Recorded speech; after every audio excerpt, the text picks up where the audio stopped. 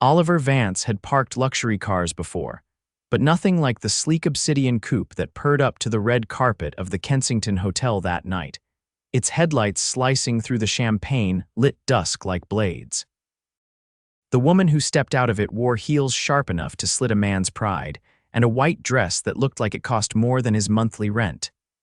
"Ma'am," he said, pulling open the door with a soft nod, his valet uniform crisp but tight at the shoulders. He hadn't been able to afford a new one in years. She barely glanced at him. "Don't scratch it." Her voice was cool, clipped, and British, but not the snobby kind. Confident, powerful. He swallowed the sting in her tone and nodded again. "Wouldn't dream of it." He slid into the soft leather driver's seat, the scent of expensive perfume still lingering in the air. The car was spotless. No crumbs, no mess, just like her. Back at the stand, his 4-year-old daughter, Ellie, was curled up on the staff bench with headphones on and a coloring book in her lap. She came with him sometimes when his babysitter canceled last minute, like tonight. He kept her close, always. She was all he had. "Daddy, was that a princess?" she asked when he returned. Oliver chuckled. "No, baby, just someone really rich." Ellie looked unimpressed. She didn't smile. He looked back toward the hotel. "Yeah, I noticed. Inside the ballroom, Emery Nolan wasn't thinking about the valet. She was thinking about the quarterly numbers, the board meeting she had in the morning, and how exhausting these galas were when you had to pretend to enjoy them. Being CEO of Nolan Enterprises wasn't glamorous, it was pressure wrapped in silk. She sipped champagne as men in tailored suits tried to impress her or pitch her something. Her eyes drifted toward the entrance, that valet. There was something about his voice, warm, gentle, not flirtatious, just kind. It had caught her off guard. She should have ignored it, but she didn't. Outside, Oliver was doing another round of parking when he heard a voice behind him. "You didn't scratch it." He turned and there she was. She'd stepped out mid-event, heels off, holding them in one hand like a secret no one was supposed to see. Her hair, once perfectly pinned, had started to fall in soft waves. "I don't usually get visitors from the party," he said. "I needed air." She shrugged. "And I was curious. About you." Her eyes narrowed slightly, not in a mean way, more like she was trying to figure him out. "You looked me in the eyes. Most men don't." He pulled a breath. "Most men probably don't have a 4-year-old daughter who reminds them to be nice to everyone." That made her pause. "You're a dad." He glanced to the bench where Ellie was now dozing, her head on a rolled-up jacket. "Yeah," Emery followed his gaze. "She yours?" He nodded. "Ellie, her mom left when she was 2, so it's just us." Her face softened. "That's a lot. I manage." She looked at him, then not like a CEO, not like someone judging, but like a woman seeing a human being. "I'm Emery," she finally said. He smiled.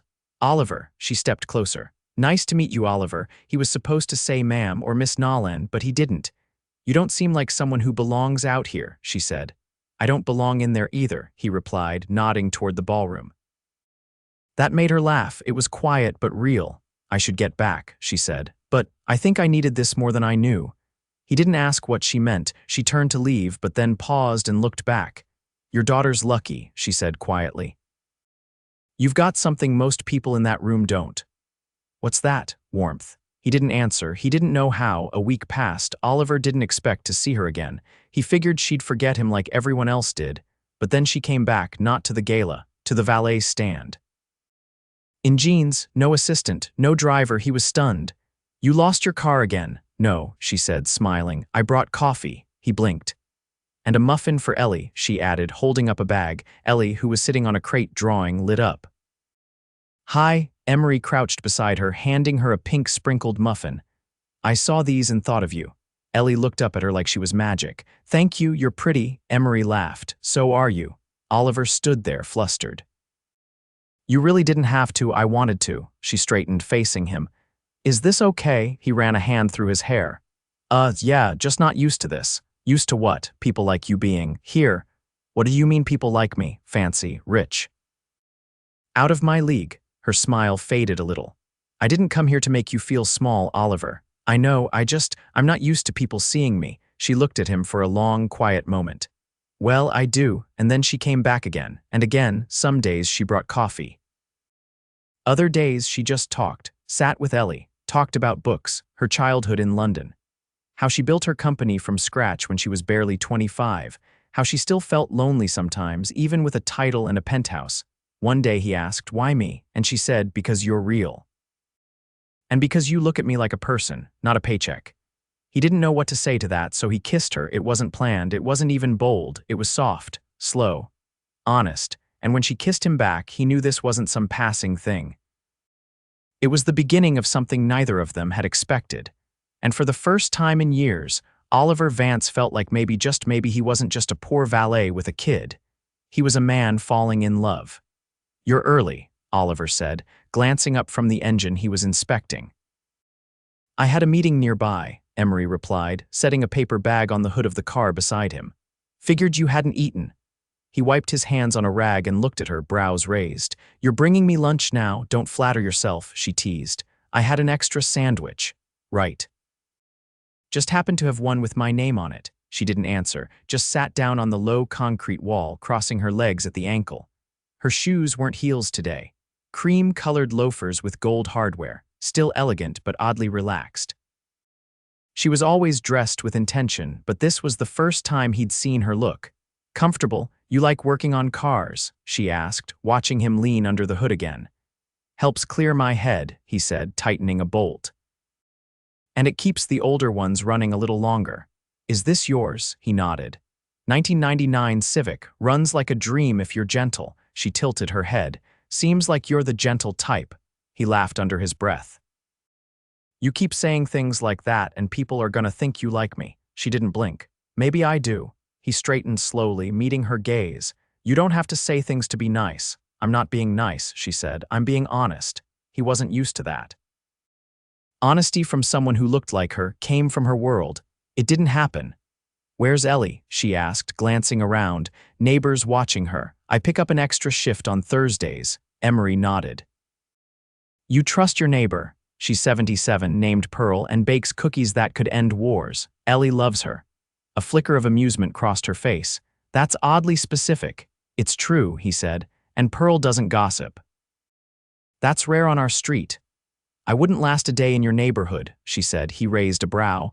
"You think people in suits have it harder?" "No," she said, "but they pretend better." He studied her a moment. "You always this honest with strangers. You stopped being a stranger the moment I saw Ellie draw that lopsided unicorn." He smiled. "That was supposed to be a dragon." "Well, it had glitter." He leaned against the car, arms crossed. "Why are you really here?" She didn't respond right away. She looked down at her hands, then at the skyline beyond the parking lot. "I have a meeting this weekend, in Geneva, Switzerland." "Yes, short trip, 3 days." He waited. "I don't want to go," she admitted, "but I have to. Investors expect me to charm half a dozen men who don't take me seriously unless I'm wearing diamonds and saying nothing." He didn't interrupt. He let her speak. "I keep thinking about the way Ellie offered me half her gummy worms the other day. No hesitation. Just joy. She's like that," he said softly. "I envy her," Emery said. He stepped closer, not touching her, just close enough to lower his voice. "You could stay, say no." "I never say no," she said. "I built something that could fall apart the moment I stopped moving." He nodded slowly. "That sounds exhausting." "It is." He didn't offer advice. She didn't need it. She just needed someone to hear her. After a moment, she stood. "Can I ask you something?" "Sure. If I asked you to dinner, just the two of us, no boardrooms, no valet stands, would you say yes?" He blinked. "You want to take me out?" She met his eyes. "I want to eat with someone who makes me feel like I can breathe." He searched her face. "I'd say yes." "Saturday," she said. "I'll have a car pick you up." He hesitated. "Ellie can come too. I wouldn't leave her out." He exhaled. "Okay, yeah." "Saturday." She smiled, then turned and walked away. No heels. No entourage. He watched her until she disappeared around the corner, heart pounding in a way he hadn't felt in a long time. Saturday came faster than he expected. The car that pulled up outside Pearl's house wasn't just a car.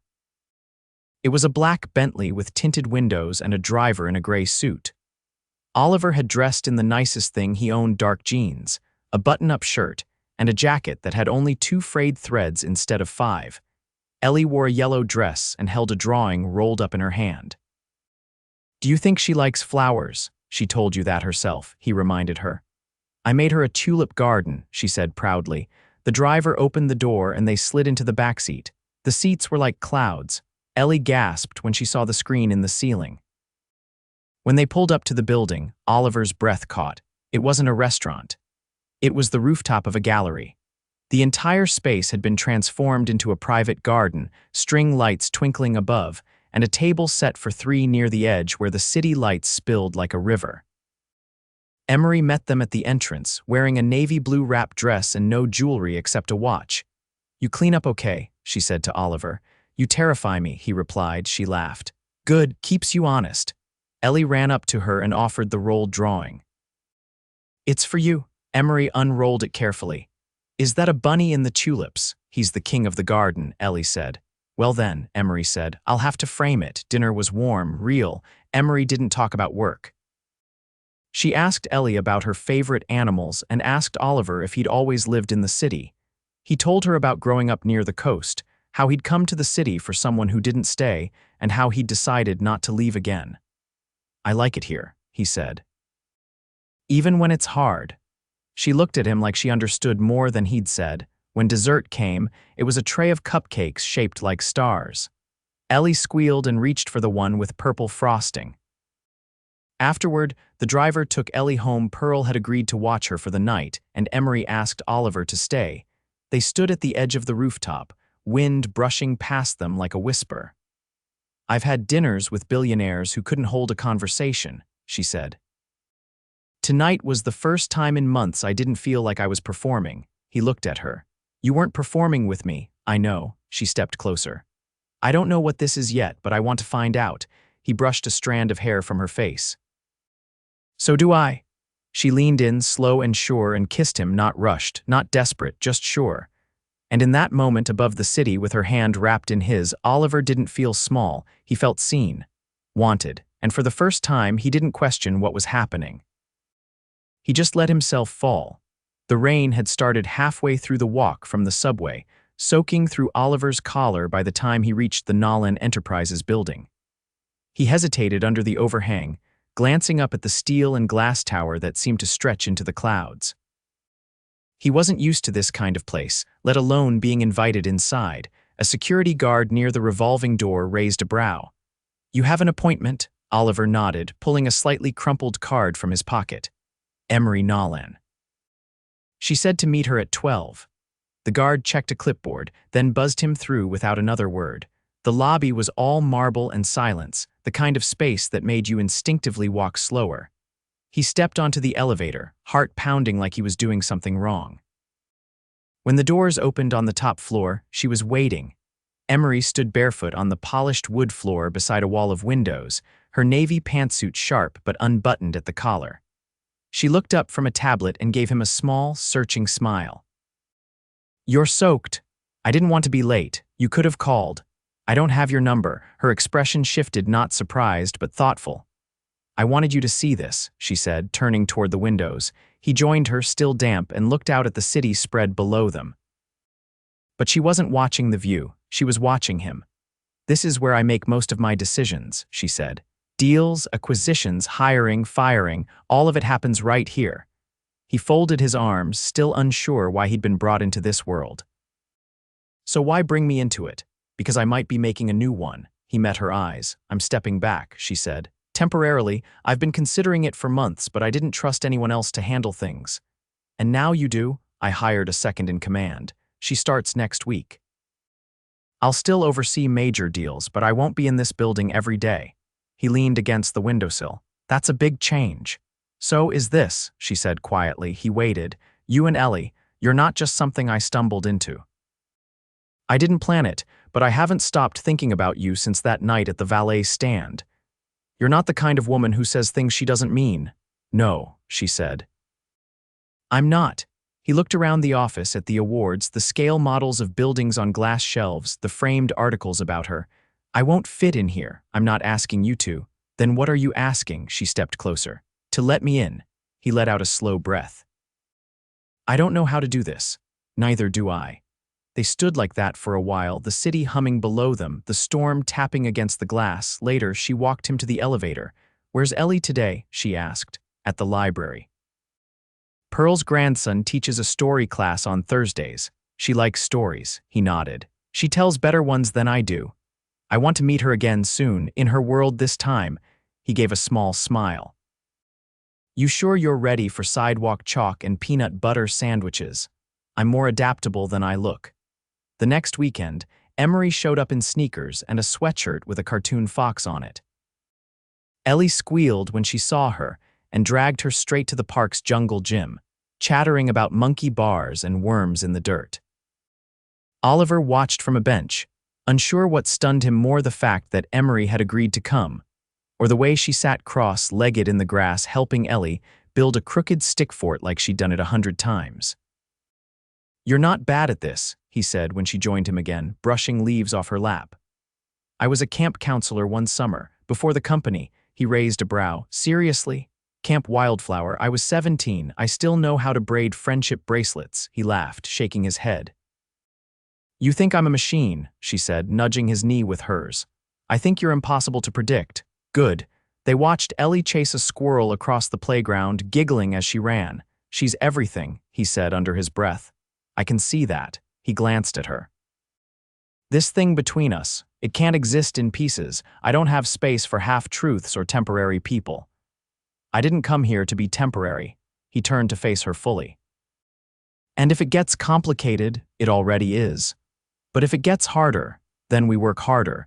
He searched her face, found no hesitation there. Okay, he said finally. Then we try. A few days later, Emery invited them both to a private event, not a gala, but a dinner for the launch of one of her development projects. She offered to send a car again, but Oliver declined. He wanted to arrive on his own terms.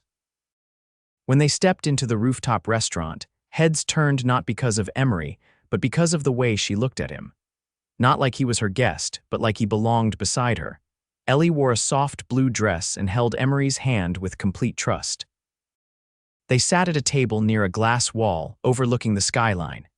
The menu had words Oliver couldn't pronounce, but Emery ordered for all of them without a trace of condescension. Midway through the meal, one of her board members approached. Miss Nolan, I didn't know you were bringing guests. She stood, calm and poised. This is Oliver Vance and his daughter, Ellie. The man barely glanced at Oliver. I see. No, I don't think you do, she said, her tone cool. But you will. Later, as the city lights blinked awake, Emery led them to the edge of the terrace. I don't care what they think, she said quietly. I know. They'll talk. Let them. She turned to him, eyebrows lifted. You've changed. No, he said. I'm just not pretending anymore. She smiled, a different kind of smile than before, not amused, not careful, just real, and when she reached for his hand, he didn't hesitate. They stayed like that until Ellie fell asleep against his shoulder, the three of them wrapped in a silence that felt more like a beginning than an ending. Oliver adjusted the cuff of his button-up shirt as he stepped into the foyer of Emery's penthouse.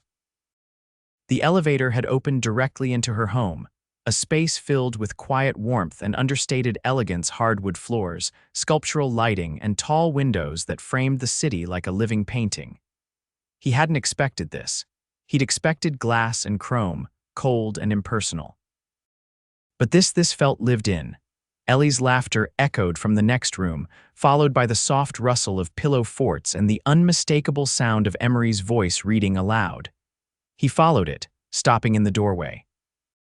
She wants to read the last page herself, Emery said, handing the picture book over. Apparently, she's memorized it. Ellie nodded solemnly, standing atop the cushion pile like a tiny queen. And the bunny said, even if you're far away, I'll love you all the way back, the end. Emery clapped lightly, her smile easy. Brilliant performance. Oliver leaned against the frame. She's been rehearsing that all week. She told me I'd better pay attention or she'd revoke my story privileges. Ellie hopped over the pillows and tugged on his sleeve. Daddy, she promised we could have a movie night with popcorn and candy. Can we stay? He glanced at her, then at Emery, who was standing barefoot again, hair pulled up in a messy knot, wearing a soft, oversized sweater that looked nothing like the power suits she wore to press conferences. If she's sure, he said. I am, Emery replied. I even bought marshmallows. The tiny ones that melt fast. Ellie shrieked and bolted down the hall toward the kitchen. Oliver stepped into the room, lowering his voice. "You didn't have to go through all that trouble." "I didn't do it for trouble," she said. "I did it because I wanted her to feel at home here." He studied her face, the way her eyes softened when she looked toward the sound of Ellie banging kitchen drawers. "You're not scared of popcorn," she teased. "Of this, of us." She walked over, curling her fingers lightly around his. "I've made billion-dollar decisions without blinking, but I've never done this before. So yeah, I'm scared, but not enough to stop." They sat on the floor later, surrounded by blankets and half-finished bowls of popcorn. Ellie fell asleep with her head in Emery's lap, fingers curled around a stuffed animal she'd brought from home. Emery brushed a strand of hair back from her face, her movements careful. "She trusts you," Oliver said quietly. "I don't take that lightly. She doesn't do that with many people." Emery looked up at him. "Neither do you," he nodded slowly. "I've been thinking about next steps." She waited. "I've been working part-time hours to be around for Ellie, but she starts school full-time next fall. I could pick up more shifts, or maybe," he hesitated, "maybe I could start that auto repair course at the college." Her mouth lifted. "You've been talking about that for weeks. It's a risk. Tuition's not cheap." "I didn't bring this up to ask for anything," he added quickly. "I just wanted you to know I'm trying to build something. For her. For us, if that's still where this is going." She reached for his hand. "What if I told you there's a scholarship fund my company just launched? One for working parents who want to complete trade certifications." He frowned slightly. "That sounds awfully convenient. It's real, and it's not a gift. You'd apply like anyone else. I'd stay out of it." He exhaled slowly. "You're serious?" "I am. I've been building buildings for years. Maybe it's time I start building lives too." He looked at her for a long moment. "You keep surprising me. I hope I never stop." The following week, Oliver submitted the application. He didn't tell Emery when he hit send. He wanted it to be his own win. When the acceptance came, he read the email twice, then 3 times before rushing to pick up Ellie from Pearl's. They walked to Emery's together that evening, Ellie humming, her hand in his. She didn't ask where they were going, she just knew. When Emery opened the door, she was holding a watering can. Her balcony garden had grown since the last time they'd visited. Tiny tomatoes, basil, even lavender. She blinked when she saw him. "I got in," he said. "They approved the scholarship." She didn't say anything. She just set the watering can down and hugged him. Ellie flung her arms around both of their legs. "What's happening?" Oliver crouched to her level. "Daddy's going back to school." Her eyes went wide. "Like me, exactly like you." She turned to Emery. "Does that mean we get to stay at your house more?" Emery glanced at Oliver, her voice steady. "Only if that's what you both want." Ellie nodded so hard her hair bounced. "Yes, please." They stayed for dinner. Emery cooked pasta while Ellie set the table with mismatched napkins and a vase of dandelions she'd picked on the walk over. They ate in the soft glow of pendant lights, the city twinkling beyond the windows. After dessert, Oliver stepped onto the balcony while Emery tucked Ellie into the guest room. He stood under the stars, hands in his pockets, breathing in the unfamiliar scent of lavender. She joined him a moment later. "She asked if she could leave her toothbrush here," Emery said. He smiled. "She's always been decisive. I told her she could, and that her room would be ready if she ever wanted to stay." He turned to face her. "You're not afraid of blending your world with mine. I'm not afraid of building something real. Whatever that looks like." He reached into his pocket and pulled out a small, folded piece of paper. "She made me draw this with her crayons, said I had to give it to you." Emery unfolded it. It was a stick figure drawing 3 people holding hands. One had a red dress, one had messy hair. One was small and smiling. "She said it's her family," Oliver said. "I didn't want to speak for her, but she already has." Emery's voice was quiet. "And what about you?" "I'm all in. I don't care where we live, what people say, or how complicated it gets." She looked up from the drawing. "I've had penthouses and power, but nothing has ever felt this right." "I don't have much," he said, "but I've got love, and I've got you." She kissed him then, not as a CEO, not as a woman used to control, but as someone choosing to let go. Later that month, she hosted a small gathering on the gallery rooftop. Not a gala, not a business event, just friends, neighbors, and people who mattered. There were no speeches, no photographers, just laughter, fairy lights, and a handmade banner Ellie had painted that read, Mr. Vance's first day of school. Oliver stood beside Emery, Ellie perched on his hip, her arms around his neck. You ready for this next chapter? She whispered. He looked around at the people they loved, at the life they were building, uneven, surprising, and completely theirs. With you, he said. Always. The first time Oliver walked into the community college's auto engineering classroom, he hesitated at the doorway. The polished floors, the clatter of tools, the smell of oil and old rubber, it was familiar, but now it carried weight. This wasn't a favor or distraction anymore. It was a foundation. That night, Emery waited for him on the stoop of Pearl's house, a thermos in her hand. She looked out of place in the glow of the street lamp, dressed in gray slacks and a long wool coat, her hair tucked neatly behind her ears. But she didn't seem to care. He stepped out of the car and dropped his bag to the ground. I didn't think you'd still be here. I wanted to hear how it went. He picked up the thermos. This for me? Hot cocoa, not coffee. I figured you'd had enough caffeine to fuel a jet. He took a sip. Marshmallow, cinnamon.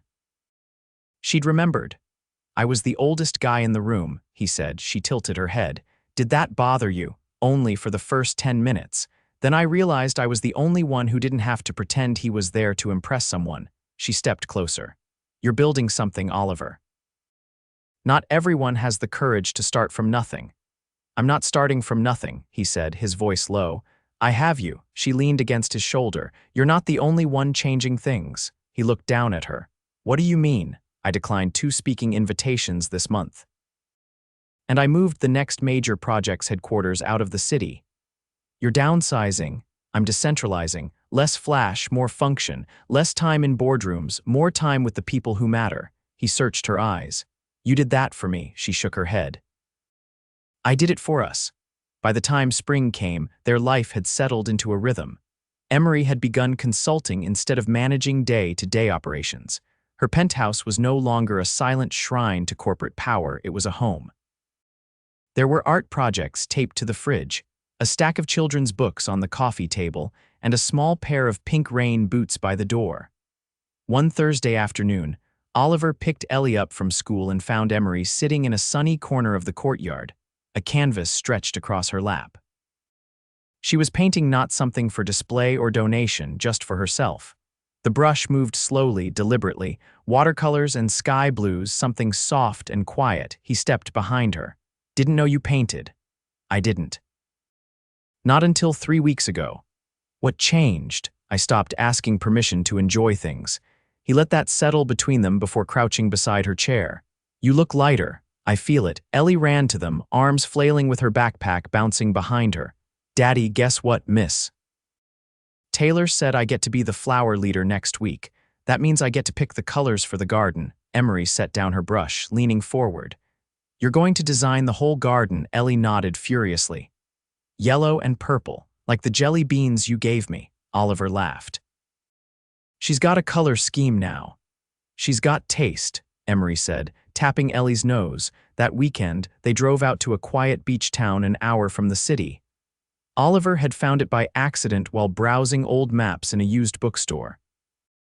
It wasn't lavish, just a small coastal village with faded cottages and wildflowers growing along the dunes.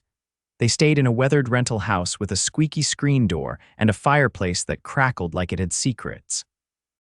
On the second night, as the wind howled gently against the windows, Emery curled up next to him on the couch, her hair damp from the salty air. There's something I want to ask you, she said, her voice barely louder than the fire. He shifted to face her. You've never hesitated before. She pulled something from behind the cushion, a small, square envelope. It's not what you think. He opened it slowly. Inside was a deed, a cottage. On the same street they were staying, his brow furrowed. You bought this. I want to live here, part-time. With you, with Ellie. It's not a mansion. It's not a penthouse, but it's ours if we want it. He stared at the paper, letting the words sink in. I didn't get it to impress you, she said. I got it because I want to build a life with you that's rooted in something real. Something lasting. I've never wanted anything more, he whispered. She reached into her pocket again and pulled out a small braided bracelet, blue, yellow, and white threads. Ellie made this, said I should give it to you when the time was right. He took it gently, wrapping it around his wrist. It's perfect. Later that night, Oliver stood on the porch with Emery wrapped in a blanket beside him. The stars stretched wide over the dark sea, and there was nothing in the air but the scent of salt and pine. I never believed in forever, he said quietly, but I do now. She took his hand. Then let's make it ours. The wedding was small. Not in scale, Emery still had a flair for beautiful things, but in spirit. It took place in the garden behind the new cottage, surrounded by wildflowers Ellie had helped plant. She wore a crown of daisies and walked ahead of them, scattering petals like she'd rehearsed it 1,000 times. Oliver wore a gray suit. Emery wore a dress that shimmered like rainwater in sunlight. There were no reporters, no headlines. Just the three of them, a handful of close friends, and the sound of the ocean beyond the trees. When they exchanged vows, Emery didn't speak about wealth or ambition. She spoke about peace. About how Oliver had walked into her life with steady eyes and a child who made her believe in second chances. Oliver promised to build a life not with bricks or cars, but with kindness, with patience, with laughter on rainy nights and comfort on the hard days. When they kissed, Ellie clapped so loudly that birds startled from the trees. They danced under string lights and ate cake by hand. Later, long after the guests left and the stars returned, Oliver carried Emery inside the house that was now theirs. She laughed when he bumped her shoulder on the doorframe. "You're not used to carrying executives," she teased. "I'm getting there," he said. They laid in bed that night, the windows open, the wind bringing in the scent of wild lavender. "I used to think love was a choice between safety and chaos," she whispered. "And now I know it can be both, and beautiful." He kissed her forehead, her cheek, then her lips. "Welcome home," he said, and just like that they were forever.